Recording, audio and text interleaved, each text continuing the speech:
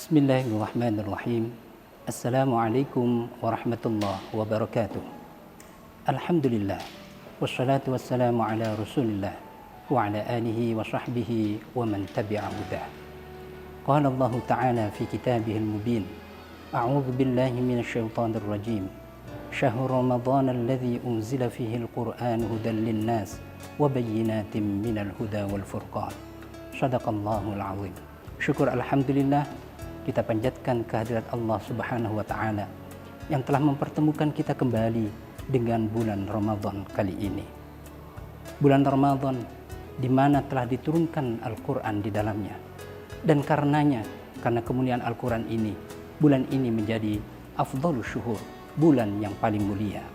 Dan ketika Al-Quran diturunkan kepada baginda Rasulullah SAW, maka beliau pun menjadi khairul anbiya wal mursalin, sebaik-baik nabi dan juga para rasul Allah Subhanahu wa Ta'ala.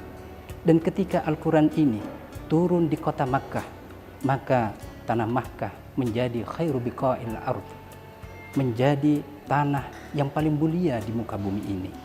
Dan ketika Al-Quran ini disampaikan oleh Rasulullah kepada umat Muhammad, umat muslimin dan mukminin, maka umat ini menjadi khairu ummah, sebagaimana ayat yang difirmankan oleh Allah Subhanahu wa Ta'ala, kuntum khaira ummatin ukhrijat linnas ta'muruna bil ma'ruf wa tanhauna 'anil munkar.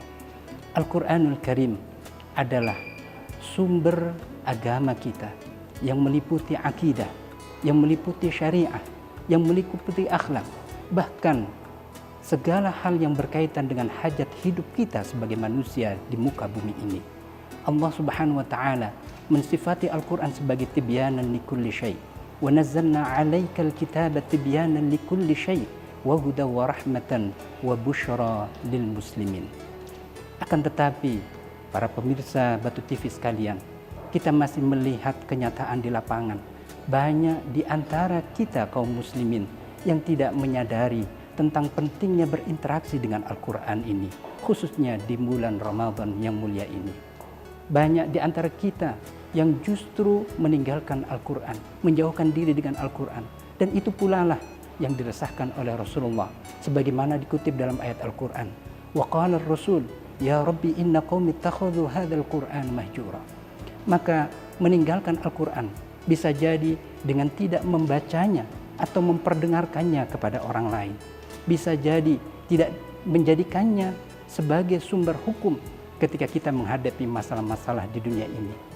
Dan juga bisa jadi dengan tidak menjadikannya sebagai obat hati kita ketika kita mengalami keresahan, kegundahan hati. Dan juga mungkin tidak menjadikannya sebagai referensi keilmuan kita, sumber inspirasi kita dalam menggali ilmu pengetahuan di dunia ini. Padahal Allah Subhanahu wa Ta'ala menjelaskan bahwa Al-Quran adalah sumber dari segala sumber yang ada di dunia ini. Oleh karena itu, Rasulullah SAW telah memberikan teladan dan contoh terbaik bagaimana seharusnya kita sebagai umat muslimin berinteraksi dengan Al-Quranul Karim. Diriwayatkan oleh Ibnu Abbas bahwa di bulan Ramadan ini, khususnya di malam-malam bulan Ramadan ini, Rasulullah selalu bertemu dengan malaikat Jibril alaihissalam untuk bermudarasah Al-Quranul Karim. Dan juga di bulan ini pula, sebagaimana riwayat yang disampaikan oleh seorang sahabat yang mengetahui bahwa Rasulullah SAW dijumpainya tengah menjalankan sholat qiyamul lail di waktu malam. Beliau kemudian memanjangkan rakaat-rakaatnya dengan membaca ayat-ayat dan surah-surah yang panjang-panjang, dimulai dengan membaca Al-Fatihah, kemudian Al-Baqarah, Ali Imran dan seterusnya.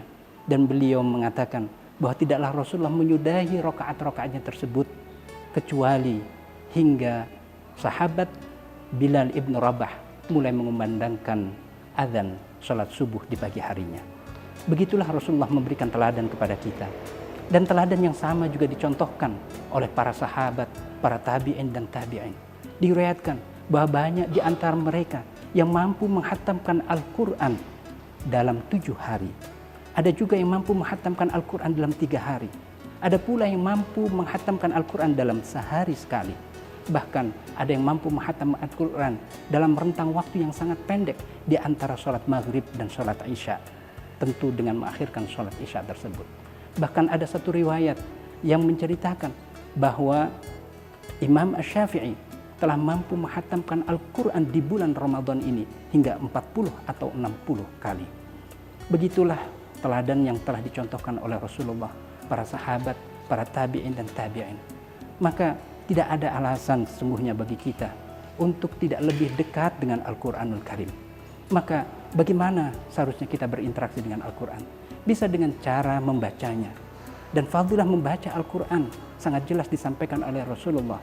Beliau bersabda, "Al-mahiru bil Quran ma'a safaratil kiramil bararah walladhi yatata'ta' fahuwa syakun 'alaihi falahu ajran." Barang siapa yang mahir membaca Al-Quran, maka kelak dia akan membersamai para malaikat yang mulia. Dan barang siapa membacanya dengan terbata-bata, sulit baginya membaca Al-Quran tersebut, maka justru dia akan mendapatkan 2 pahala sekaligus. Begitu juga dengan cara menghafalkannya. Maka suatu ketika Rasulullah telah mengabarkan kepada para sahabat bahwa sesungguhnya Allah Subhanahu wa taala memiliki keluarga di atas bumi ini. Para sahabat pun bertanya-tanya. Beliau bertanya kepada Rasulullah, "Siapakah mereka wahai Rasulullah?" Rasulullah pun menjawab, "Ahlul Quran, hum ahlullahi wa khasatih." Mereka adalah penghafal Al-Quran. Mereka adalah keluarga Allah dan juga orang-orang terbaik pilihan Allah di muka bumi ini.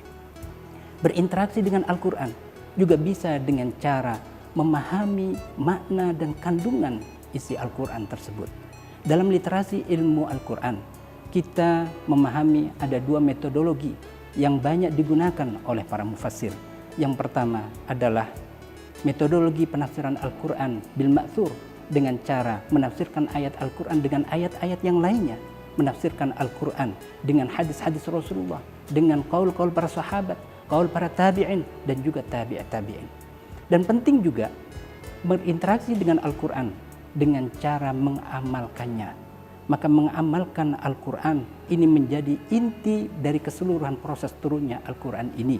Sebagaimana riwayat yang disampaikan oleh Sayyidah Aisyah ketika ditanya bagaimana sesungguhnya akhlak Rasulullah, maka beliau menjawab, khuluquhul Quran.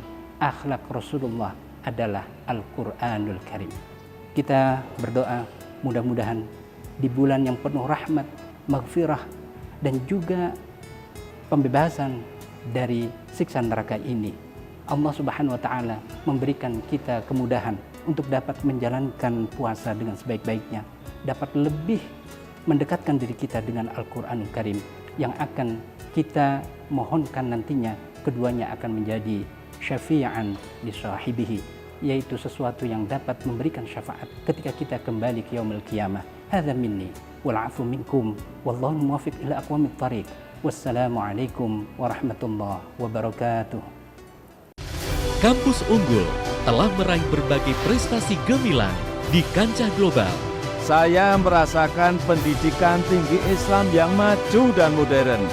Di sini, Unisma Malang, kampus unggul terakreditasi internasional, siap mencetak generasi entrepreneur muda profesional dan pemimpin perubahan. Universitas Islam Malang. Terbang melesat menuju Universitas Berkelas Internasional.